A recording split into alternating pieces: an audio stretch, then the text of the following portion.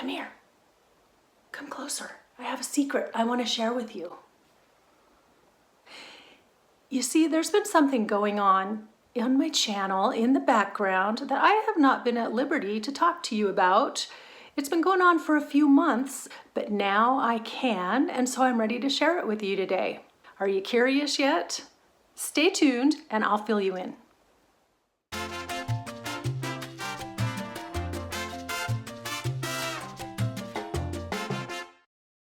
As you know, I've been working this year on decluttering my craft room and moving it to another room in my house. Along with that, I've been working on clearing out and decluttering pretty much every space in my home. There's still a few spaces left, but for the most part, a lot of my house has been decluttered as well. Sometimes I've been able to move quickly, and sometimes it's gone a lot more slowly. And right at the moment, I'm in one of those phases where things are moving a little bit more slowly.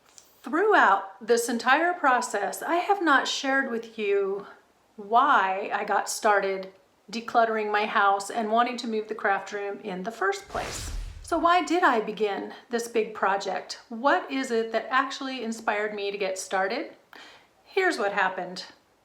Back in January, our oldest daughter and her husband surprised us with the news that they were going to have their first baby and that we were going to be first-time grandparents.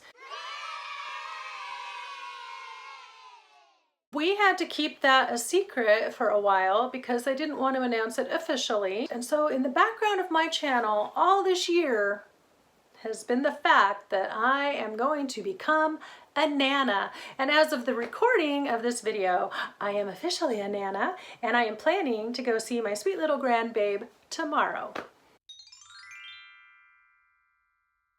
And that, my friends, is how it all began. That was when I made the decision to turn my craft room upstairs that had formerly been my younger daughter's bedroom back into a bedroom/nursery for our soon-to-be grandchild. Then I began to research on YouTube how to downsize or declutter your craft room. That led me to more videos on minimalism and on downsizing, decluttering, and now you see where we've wound up. That was just kind of the beginning. It has taken me in a direction, honestly, that I didn't quite expect to go, with more emphasis on minimalism and things like that. And while I will never claim to be 100% minimal, it has certainly helped me figure out what's important, how to sort through things, and how to make those hard decisions. It's definitely been a journey, and it's been worth every step of it so far. Throughout the year, I have shared some of that progress here on my channel, and I've heard back from many of you that those videos have encouraged you to start similar projects as well. Well, let me tell you, I am so proud of all of you who have taken steps to try to downsize, declutter, organize your craft spaces, your homes, and really hone in on the things that interest you and get rid of all of the excess. It pays back huge dividends, doesn't it? Because of this wonderful news we had received of our coming grandchild, we spent the summer preparing in several ways to get ready for baby. As part of that, we were involved in 2 different baby showers, more me than my husband. One of them wound up being hosted here at my home, and then one in the town where she lives, and so I attended that.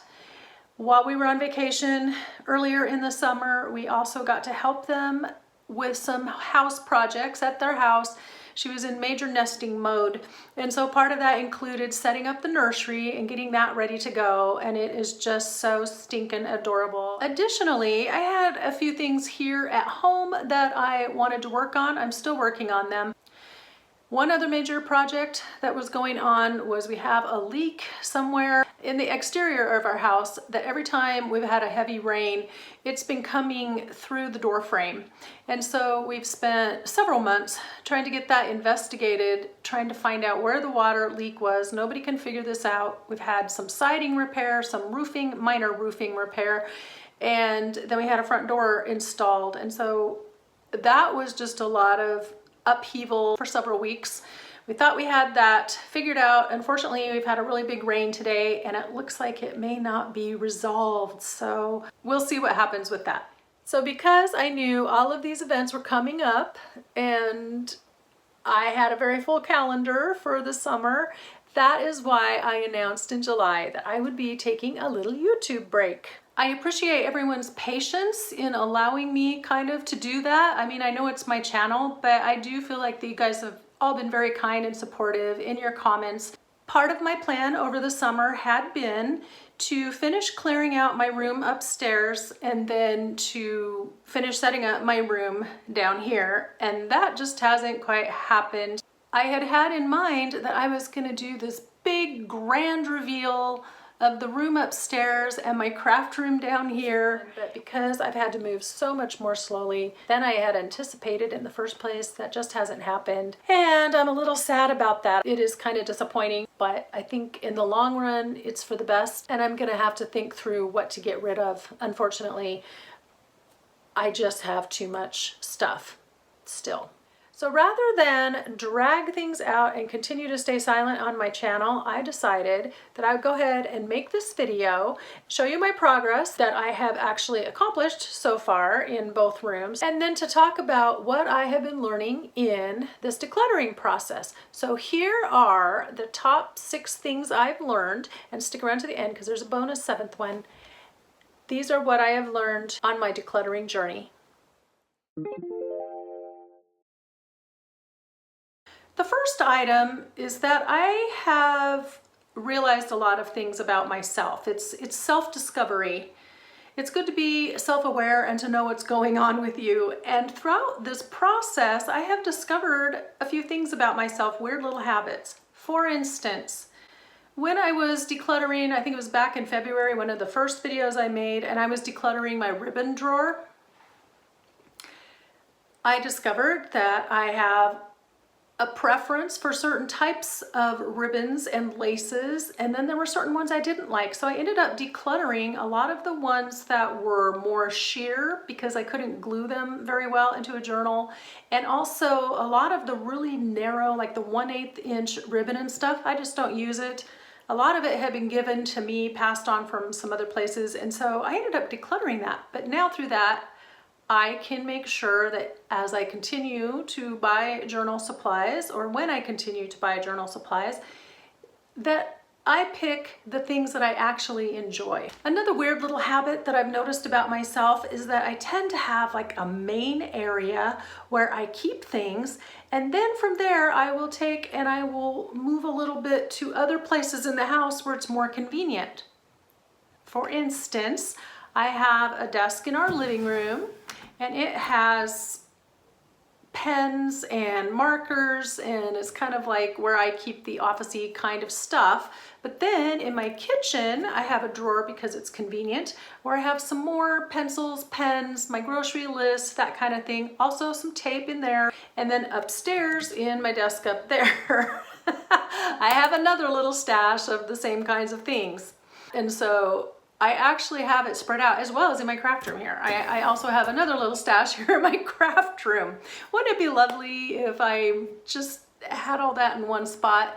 Now, I kind of feel like the things in my craft room are more specifically geared to my craft room, and so they just stay in here. But what if the other 3 spots got condensed down into one spot? And honestly, because I live in a 2-story house, that's part of why some of these things get moved around, because when I'm upstairs, I don't always want to run downstairs for something, and vice versa. So I tend to have at least duplicates on each level.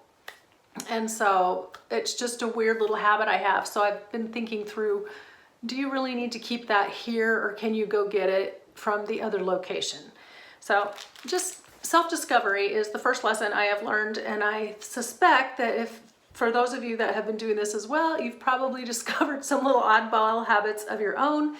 They're just second nature, so you don't think about them, but now you sit back and you wonder, why? Why am I doing that?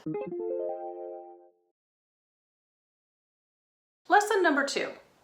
Now that I have begun decluttering items from my home, I'm realizing that that's carrying over into some other areas of my life. For instance, I'm decluttering my calendar, social obligations, things that are nice to do, but they're kind of just filling time and they're not helping me accomplish the things I need to do. Thoughts, attitudes, behaviors, like again, like the little habits that I have or attitudes that I have towards certain people, I'm kind of realizing I don't need to do that. It really doesn't matter. It just doesn't matter. And so if you are on this journey, be aware that you're going to discover things that you declutter that aren't just physical items. One of the people I've really enjoyed watching is Marissa over at A to Zen Life, and I will link her channel down below. But she says some really good stuff sometimes. I mean, well, she says some really good stuff all the time. Okay. Well, she says some really great, insightful things in her videos. And one of the things that she had said is that clutter is just unmade decisions. And then also that clutter, the physical clutter, is a metaphor very often for things that are going on in our mind and emotions. And so when you begin to deal with the physical stuff, be prepared that it will stir up things in your mind or in your behavior or in your thoughts. And so it can be very therapeutic, but if you're not aware that that's going to happen, it can also be somewhat draining mentally and emotionally, because as you're sifting through things, you're also sifting through memories, good and bad, or through expectations that you thought you had and you're going to follow through, but then it didn't work out. So you might be disappointed about some things. So just be aware that along this journey, you're not going to be just decluttering material things, but you're also going to be decluttering things that are immaterial, in the sense that they're not concrete. They are more existential, I guess you would say.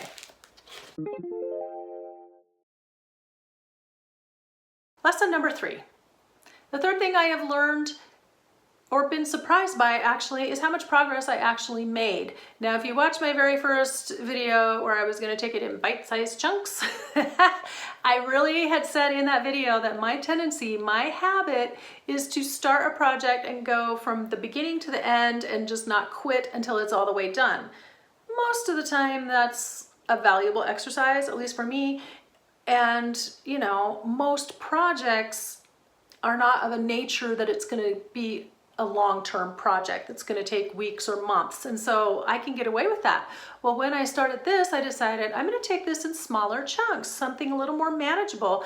But I really wasn't sure that I was going to make progress doing it that way. Well, surprise, surprise, I have, because what has motivated me is that I've made a little progress here, but I'm also spurred on by the fact that I want to be done. So my little breaks that I've had over the summer and different things, even though I may not be making the progress as quickly as I want, it is consistent. And I would say consistency is the key. So again, don't discount small, bite-sized chunks, because you don't have to do the whole big project. You can do a drawer at a time. You can do one cupboard at a time. You can do a closet at a time. Wherever those little areas are, your dresser, your nightstand, the glove box in your car or your car trunk, or a shelf in your garage, any of those, they work out really well. Just take it in little chunks and you'll be surprised at how much progress you can make, because you're not wearing yourself out trying to do it all at once. And so then you're more willing to go back to it. But I would say for me and my personality, I'm just shocked at how much progress I have made by taking it slowly, because that's not my normal inclination, I would say. Lesson number 4 ties in a little bit with lesson 3. As I'm taking it in smaller chunks, I'm also giving myself permission to finish a task on another day or to take a break when I'm tired. Additionally, I am noticing more, catching the physical cues that I am tired, so that I take that break. And I think that's been really helpful for me. It's kind of helping get me recharged a little bit. Then I'm more excited to return and finish the project. Another point under that is that I am less frustrated now if I can't be done when I want it to be done. And so the fact that I am here sitting in September and I had really wanted to have this project done in April, you know what? It's okay. I'm taking my time and I'm doing things well and I'm doing things as I can, but then I'm also enjoying the parts of my life that I want to enjoy, and in being more present in the moment through that and not stressed out about a task that I needed to finish. Now, there are people who are very laid back and none of this, they're like, why in the world would you care? But if you are like me and you're a little more anal and you're a little more perfectionistic and you want things done and you want them done a certain way, you also want them done fast. And so patience is not part of it. So I would say maybe perhaps I'm developing patience, but I do know that when you focus on wanting patience, things come along that tend to really test you. So I try not to ask for patience or to really develop that actively, because I don't really want things coming along to irritate me. Not an angel. There is no halo here. So recognizing when my brain needs a rest, for instance, sorting through things, there's a real phenomenon called decision fatigue. And I now can recognize when I'm hitting that, take a break. It might be 20 minutes, it might be 24 hours, but then when I come back, I'm fresh. And then there's another concept called mental load. And that just means that sometimes we are trying to keep track of so much stuff in our head, in our mind, and it kind of ties in with the physical clutter. We're managing things, but we also have all of these thoughts and ideas and schedules and checklists that go along with the stuff. And so you can get really weighed down and not realize that you have kind of hit your limit, your mental load. I strongly encourage you, if you have not heard of these two terms, to go Google it and really do some interesting reading about it, because it's a concept that I think it's been more recently explained, but I would say we all have been dealing with these concepts for a while. So decision fatigue, real thing. Just take a break. You don't have to, make up all the decisions for everything at once. You can take it in stages. And mental load. See how much of your load is getting lighter because you don't have the stuff either reminding you of things to do, or reminding you of bad experiences, or reminding you that you didn't get something finished. It all takes a mental toll. Conversely, there might be things that bring you joy. And when you look at those items, they bring you happiness, they bring you joy because it reminds you of a fun time that you had, or the people you were with, or the experience that you had when that photo was taken, or a favorite outfit maybe that you wore for something really, really wonderful, then those things are not weighing you down, they're buoying you up. You just have to learn then how to recognize those things, and then to maintain that balance of the things that actually bring you joy and that you don't mind having them around, versus the things that are just constant reminders nagging you of things that you needed to do. Number 5, this ties in with one of the earlier points, and that is you have to be willing to let yourself feel the emotions that are going to come as you go through this decluttering process. Like I said, they can hit you from out of nowhere, and so if you're not prepared for that, then this is going to come as a surprise, and maybe you'll say, this is icky, I don't want to finish. I hope you don't. You have to be willing, as you let go of the items, to let go of the goals or the dreams or the associations that you had with those items. For me, a lot of my clutter is what they call the clutter of aspiration. I had a plan for it. I had a vision in my head for what I wanted to do, and I'm just not going to get to it. So I have to be honest with myself that these are not things that are going to get done. And then feelings of failure or inadequacy, they pop up, because then I feel like, well, then why did I bother? Why did I bring all of these supplies into my life, or all of these items? And it isn't just junk journal supplies. I'm talking like maybe gardening, if you want to take care of your yard, or you have a grand vision for something that you were going to do, or how the yard was going to look, or maybe how you were going to decorate your living room, or how you were going to spend your days, once the kids were grown, but you find that your time is actually taken up with different things that are more necessary. So you've accumulated some stuff to go with those future plans, but then the future plans don't play out. Yeah, it can be very hard, but man, it is so refreshing to just give yourself permission to let it go, let those things go, and let those expectations go, and not beat yourself up so much. Really, I am practicing not beating myself up so hard for all of the things that I thought I would get to or want to do, but they just haven't happened. It's okay. These things that are around us, that are in our house or in your craft room, wherever, these are all kinds of, I would say that these things tend to be more associated with your past, and even though you've maybe accumulated things for future projects, they just haven't been done. But you acquired that in the past, you had the idea and the vision in your past, but that time is over. It moved on, and here you are down the road a while later, and it just never played out. So this can be positive things or negative things, trips maybe that you plan to go on, and then, hey, we all had a pandemic that we had to deal with. Maybe those got delayed, or maybe there's a death in your family and somebody that you had planned to do something with, it didn't happen before they passed away, and now you have this item that reminds you of them or of a time that you wanted to have, and it's not going to happen. So be prepared. Again, I'm just going to reiterate, be prepared.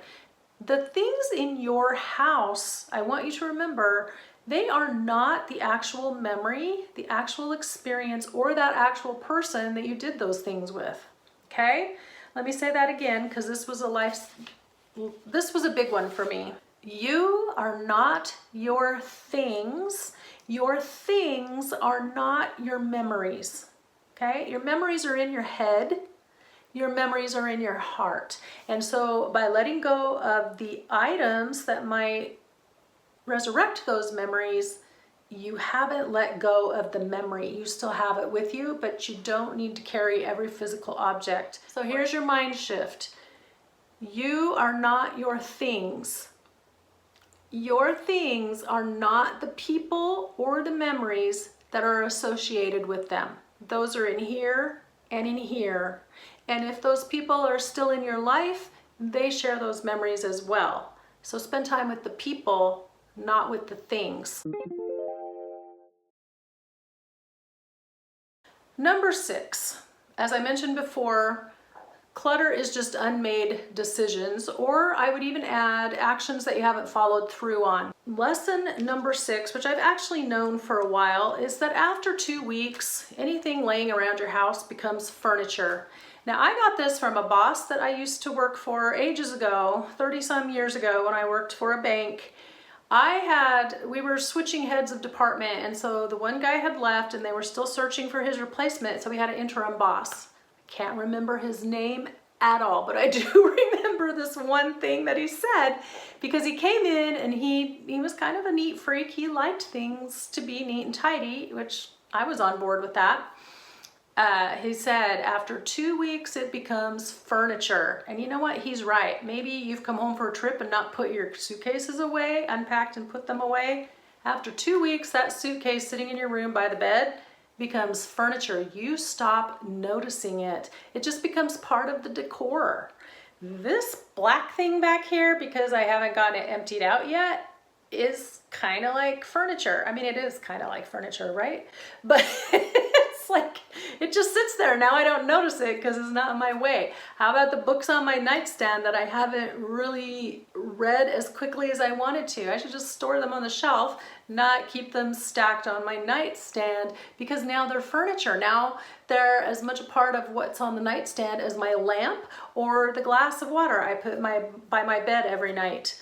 It's become a fixture in my house. And so really looking around, recognizing what little actions do I need to follow through on because I didn't finish, or what's just sitting here that's now become furniture and I just don't see it anymore.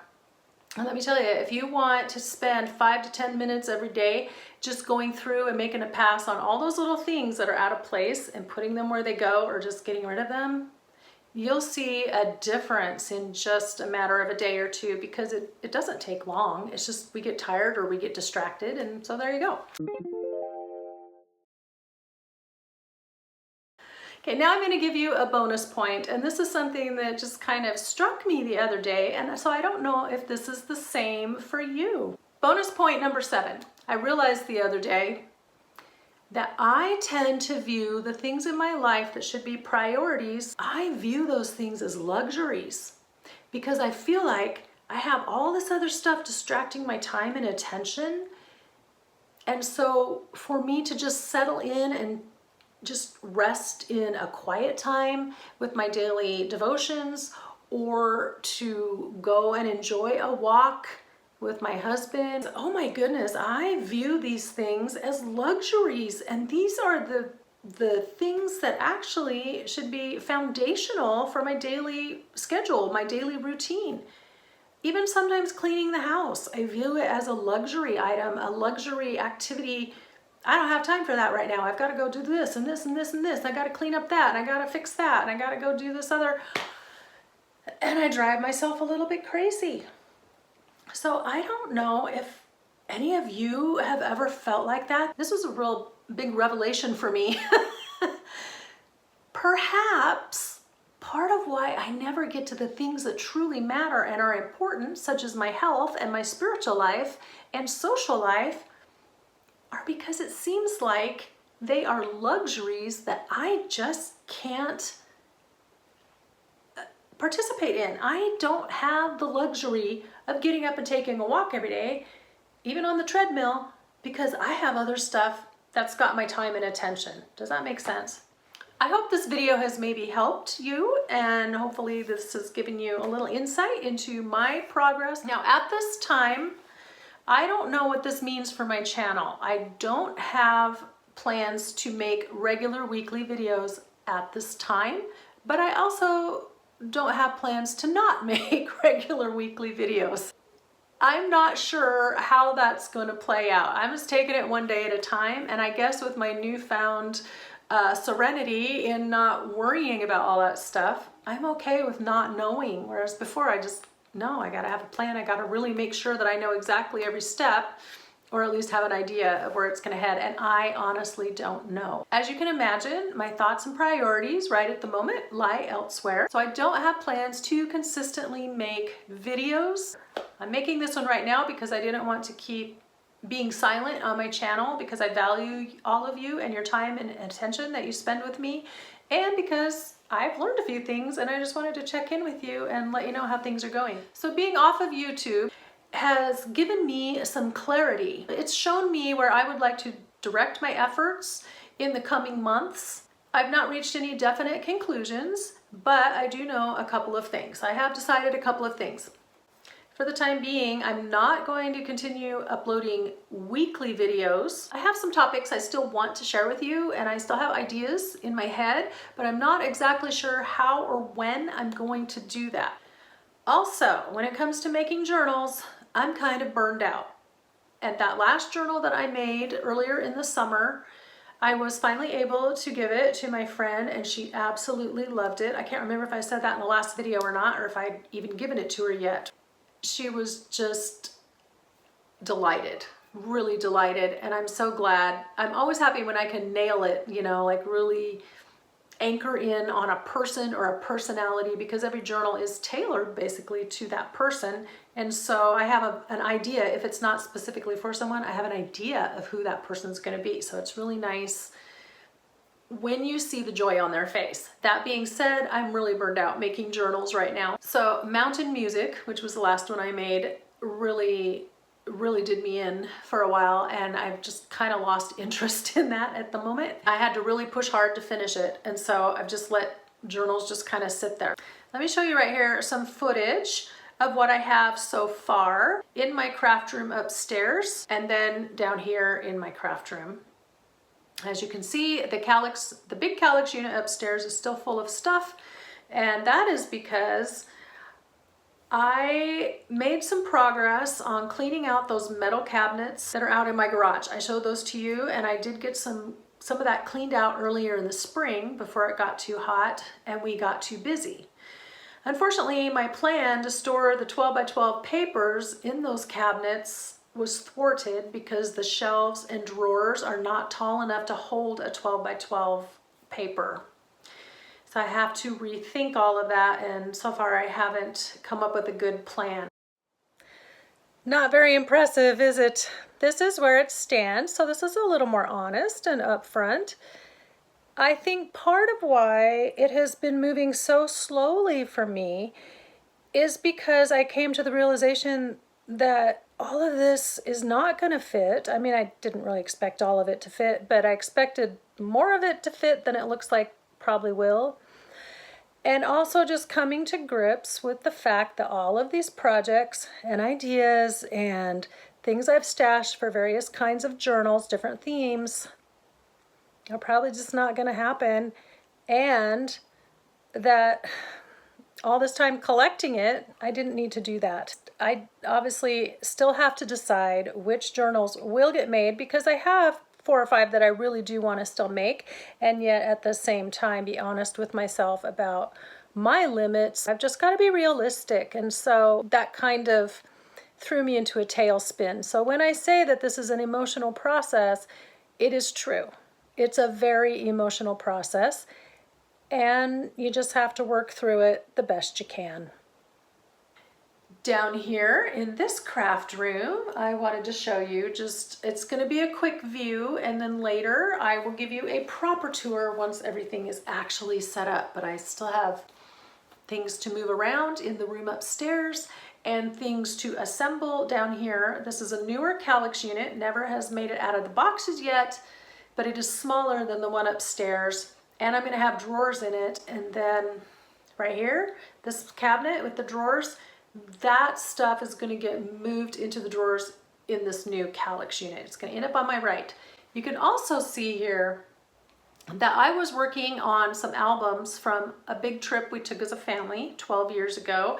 I was able to take my older daughter, her album, completely finished, but it was the prototype for ours and for my other daughter, and I'm very close to being done, but I just haven't had the time to get back in here.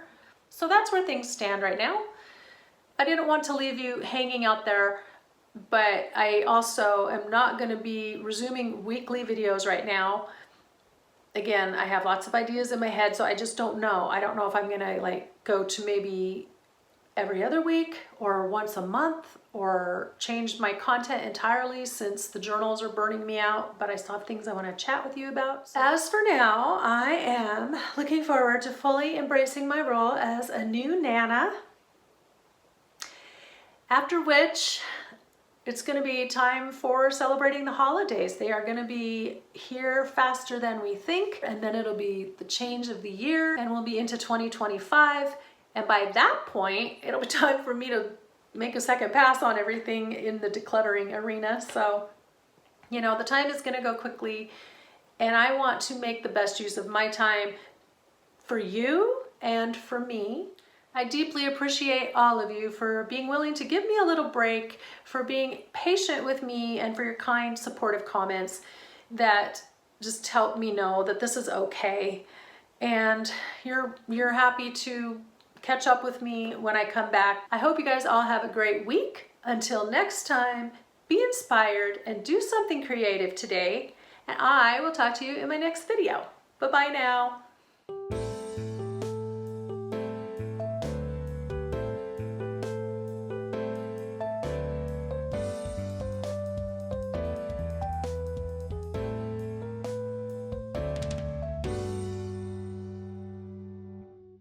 That's what's been going on in the background of the channel.